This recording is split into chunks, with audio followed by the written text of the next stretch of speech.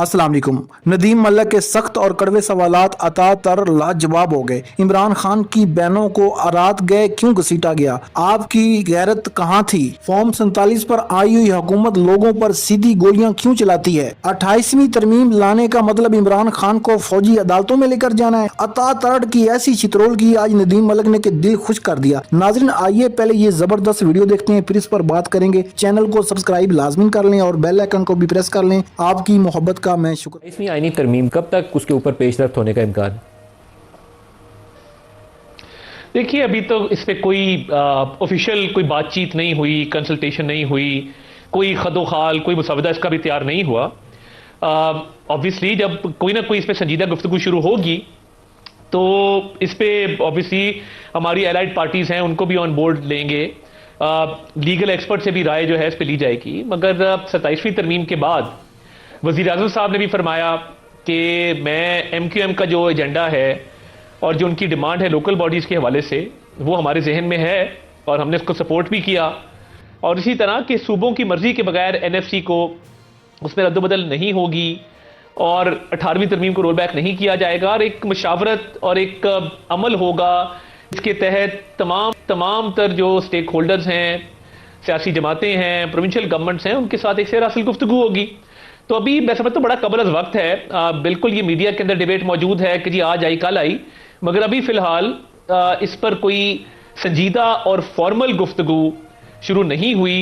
कोई होगी तो बिल्कुल वो आपके सामने उसको लाएंगे और उसका जो भी सेलियंट फीचर्स होंगे वो भी डिस्कस करेंगे। तारिक साहब, लेकिन 18वीं आईनी तरमीम के अंदर एक शर्त यह है, एक लाइन है जो ऐड की गई थी कि सूबों का हिस्सा जितना पहले है उससे कम नहीं किया जा सकता, बढ़ाया जा सकता है। तो अभी जो रेवेन्यू शेयरिंग मॉडल है उसमें 57.2% रेवेन्यू जो है डिविजिबल पूल से वो सूबों को चला जाता है। वफाक उसके नतीजे में कई हज़ार अरब का बजट डेफिसिट करता है जिसको हम बैंकों से कर्जा लेकर पूरा करते हैं। तो हमारे पास प्लान बड़ा क्लियर है कि हमने करना क्या है, लेकिन उसके लिए सपोर्ट मौजूद नहीं है। आपको अगर तो ये 7-8 हज़ार अरब सालाना जो बैंकों से आप कर्जा उठाते हैं इससे बचना है तो NFC को रिव्यू करना पड़ेगा। GB को आप ग्रांट देते हैं, वफाक देता है। बेनज़ीर इनकम सपोर्ट प्रोग्राम को 7-750 अरब देते हैं, वफाक देता है। AJK को आप ग्रांट देते हैं, वफाक देता है। डिफेंस के लिए पैसे हम उधार लेते हैं, बेसिकली बैंकों से और बाहर से पैसा उठाते हैं और डिफेंस उसे चलाते हैं। This is not doable. तो आपको करना तो ये है, कैसे करना है उसके ऊपर अगर आपके जहन में कोई खाका हो तो रोशनी डालिए। देखिए, एक तो पहली बात यह है कि ये उधार वाली बात मैं अग्री नहीं करता। ये तो कोई बाइफर्केशन नहीं है कि फलां बजट उधार से जाता है और फलां नहीं जाता, तो दैट्स नॉट ट्रू। देखिए, गवर्नमेंट ऑफ पाकिस्तान के डिफरेंट हेड्स हैं। अब ये तो नहीं होता कि कहीं से उधार उठाया और डायरेक्ट जो है वो डिफेंस को दे दिया और दिफा के लिए उसको मुख्तस कर दिया, ऐसा नहीं है। डिफरेंट रेवेन्यू स्ट्रीम्स हैं, इनकम है, चीज़ें हैं, तो वो उसका एक डिफरेंट हेड्स है जिसके तहत ये बजट एलोकेट होते हैं। NFC के हवाले से देखिए, एक डिबेट ये भी चल रही थी और मैंने ये सुनी, एक दो लीगल एक्सपर्ट्स इस पे अपनी राय दे रहे थे कि should population be an incentive, यानी जिसकी पॉपुलेशन ज्यादा उसको ज्यादा शेयर मिले, तो इस तरह तो फिर पॉपुलेशन बढ़ती रहेगी। ये भी एक मंतक है, इससे अग्री करें डिसअग्री करें, इस पे डिबेट जरूर है। और देखिए, पॉपुलेशन के हवाले से, एजुकेशन के हवाले से कि एक यूनिफॉर्म सिलेबस हो पूरे मुल्क के अंदर, पॉपुलेशन की टास्क फोर्स या पॉपुलेशन कंट्रोल का जो महकमा है वो सेंट्रलाइज्ड हो और सूबों और वफाक मिल के उसको चलाएं। तो ये डिफरेंट चीज़ें डिबेट होती रही, इस पे अंडर कंसिडरेशन रही। मगर जब भी NFC की बात होगी, एजुकेशन की बात होगी, पॉपुलेशन की बात होगी, इसके साथ साथ लोकल बॉडीज़ की बात होगी, ये तमाम चीज़ें सूबों के साथ मशावरत होगी इस पे। और स्पेशली वो एलाइड पॉलिटिकल पार्टीज जिनकी सूबों के अंदर हुकूमत है, खुसूसी तौर पे उनके साथ मशावरत होगी। तो जैसे मैंने कहा, अभी कबल अज़ वक्त है इस पर कोई हतमी राय देना इसके खदोखाल पे। तो ऑब्वियसली ये कुछ चीज़ें हैं जो 27वीं आईनी तरमीम के अंदर डिस्कस हुई और बिलावल साहब ने भी जब ट्वीट किया तो उन्होंने ये सारी चीज़ें उसमें लिखी, उस पर बहस भी होती रही और जो बेहतर समझा गया, जिस पर कंसेंसस हुआ, वो मंजूर कर ली गई। तो ये बिल्कुल एक बहस डिबेट अपनी जगह मौजूद है, मगर अभी बहुत ही कबल अज़ वक्त है इस पे मजीद रोशनी डालना कि इसका खदोखाल क्या होगा, क्या चीज़ें इसमें डलेंगी, क्या नहीं डलेंगी। सो मैं समझता हूँ कि चीज़ें एक डिबेट के तहत मौजूद हैं, मगर अभी वो स्टेज नहीं आई कि कोई हतमी शक्ल ये इख्तियार कर गई। सर, नए सूबों का भी इसके साथ, तो नए सूबे बनाने चाहिए या नहीं बनाने चाहिए आपकी राय में?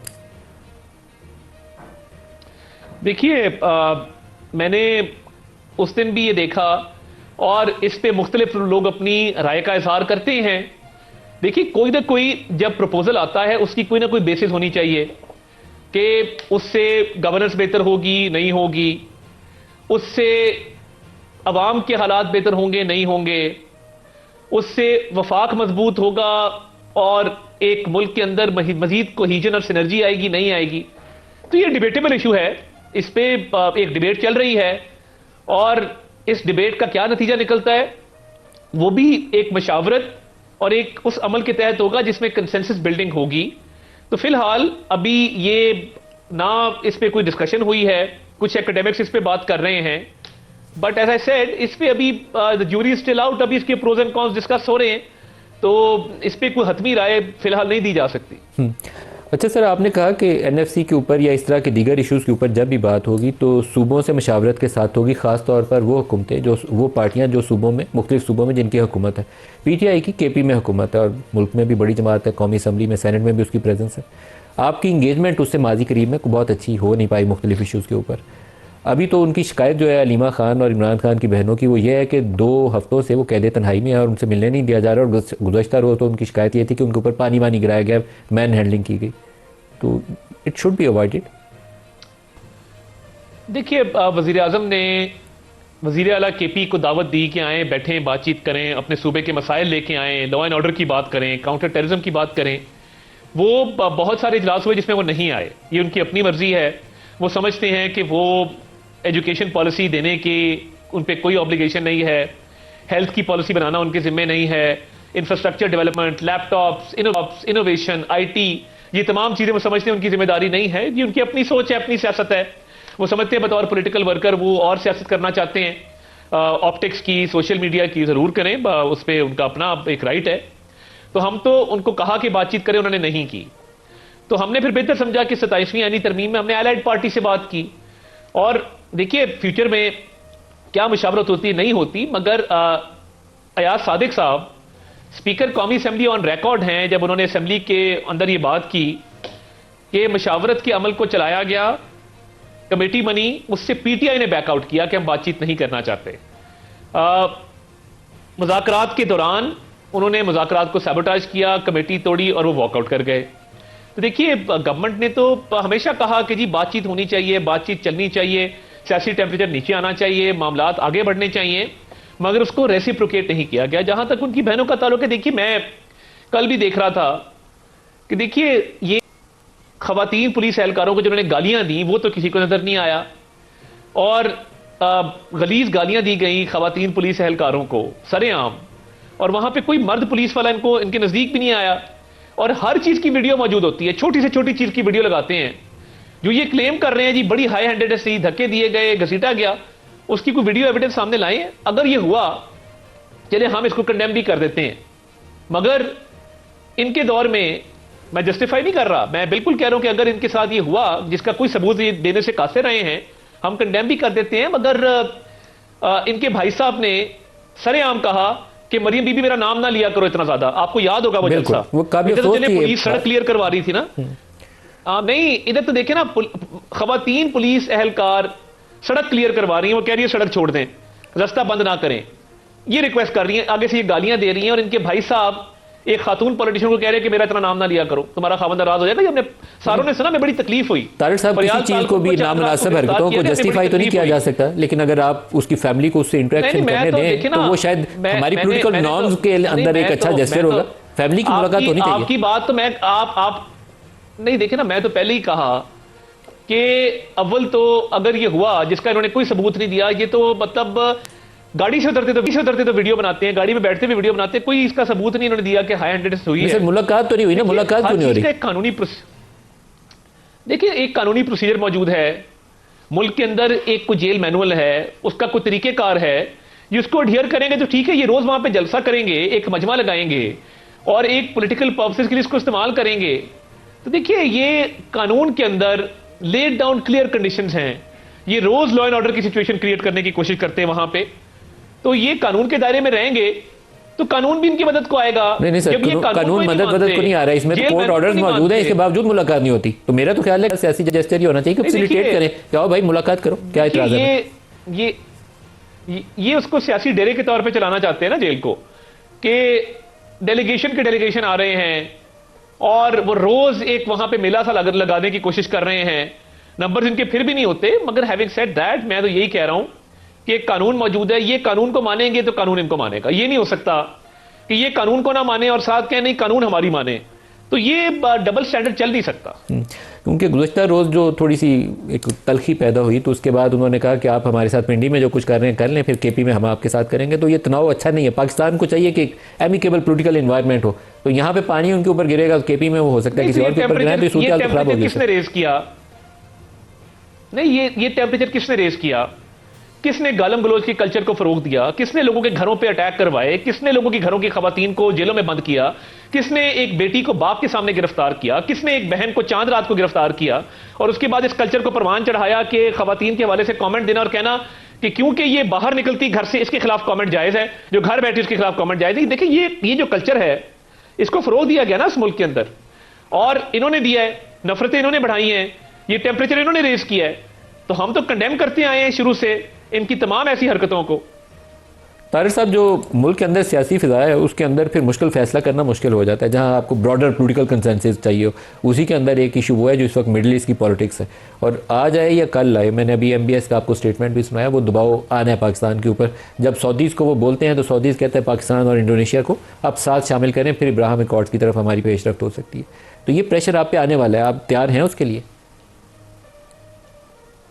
देखिए, ऐसी फिलहाल मेरे तक तो ऐसी बात अभी नहीं आई और ना इस पे कोई डिस्कशन हुई है, और मेरा ख्याल है इस पे बेहतर कमेंट मोफा करे तो बेहतर है। और जब भी मैं अभी तक मैंने ऐसी कोई बात हुकूमती सर्कल के अंदर नहीं सुनी, and I would leave it for the foreign office to respond better. Sir, जो 8 कंट्रीज जिन्होंने उस ट्रंप के प्लान को सपोर्ट किया था उसके अंदर पाकिस्तान भी था, और हमें उस सिक्योरिटी फोर्स का भी मुमकिन तौर पर हिस्सा बनने के ऊपर फैसला करना है। और ये ज़्यादा दूर की बात नहीं, हमने UN के अंदर उस UN सिक्योरिटी काउंसिल के अंदर उस प्लान को भी, ट्रंप के प्लान को जो सपोर्ट करने वाली रेजोल्यूशन है उसके लिए भी वोट किया। उस ट्रंप के साथ उस मीटिंग में जो ममालिक थे, टर्की था, इंडोनेशिया था, जॉर्डन था, टर्की था, पाकिस्तान था, उसमें भी हम साथ बैठे थे। तो हमारी उसमें अब स्टेक्स हमारे बढ़ गए हैं, रिस्पॉन्सिबिलिटीज़ भी बढ़ गई। देखिए, हमारा जो किरदार था सीज फायर के हवाले से जो दीगर इस्लामी अरब ममालिक का था, वो बिल्कुल सीज फायर में हमने अपना किरदार अदा किया। आगे क्या वे फॉरवर्ड बनता है मुझे अभी इसका उस तरह से इल्म नहीं है। एंड जैसे मैंने कहा कि बेहतर है कि इस पे फॉरेन ऑफिस कमेंट करे, मगर पाकिस्तान की तो ख्वाहिश थी कि एक अमन कायम हो, एक सीज फायर हो, और वो सीज फायर अचीव हुआ। What the future holds time will tell, and I will leave it for the foreign office to comment on that. Sir, एक लास्ट क्वेश्चन आपसे पूछ रहा हूँ। बहुत आजकल वो यहाँ गॉसिप चलती है बाद इश्यूज़ के ऊपर, तो जनरल फैज़ के हवाले से भी जो 9 मई वाले मामला थे या वो एक सोसाइटी वाला मामला था, तो जनरल फैज़ का जो ट्रायल है वो भी किसी हतमी स्टेज पर, हतमी मरहले पर पहुँच चुका है। कुछ उसके ऊपर रोशनी डाल सकते हैं? देखिए, मैंने भी मीडिया रिपोर्ट्स ही सुनी हैं, और let's see how things turn out. और रेस्ट अश्योर्ड कि उसमें देखिए जो इंसाफ के तकाजे वो पूरे होंगे। बहुत अरसे से वो ट्रायल चल रहा है, और वो जिस भी स्टेज पे होगा उस पर ISPR कमेंट करेगा कि जी अब इस स्टेज पे है, और जो भी उसका जब भी कोई फैसला आएगा तो military spokesperson will shed light on that. तो मैं तो ये जो रिपोर्ट्स हैं जितनी भी अभी तक मेरे तक आई हैं वो अभी तक मीडिया के अंदर ही हैं, और इस पे अभी तक मिलिट्री स्पोक्स पर्सन की तरफ से कोई कमेंट नहीं। नाज़रीन, आपने अता तरड़ की गुफ्तगू सुनी। अता तरड़ का कहना था कि हमने इमरान खान की बहनों को ना ही घसीटा है, बल्कि वो पुलिस के साथ बदतमीज़ी कर रही थी, पुलिस को गालियां दे रही थी, मगर पुलिस ने सिर्फ रास्ते खाली करवाए हैं, मगर उन्होंने घसीटा नहीं है।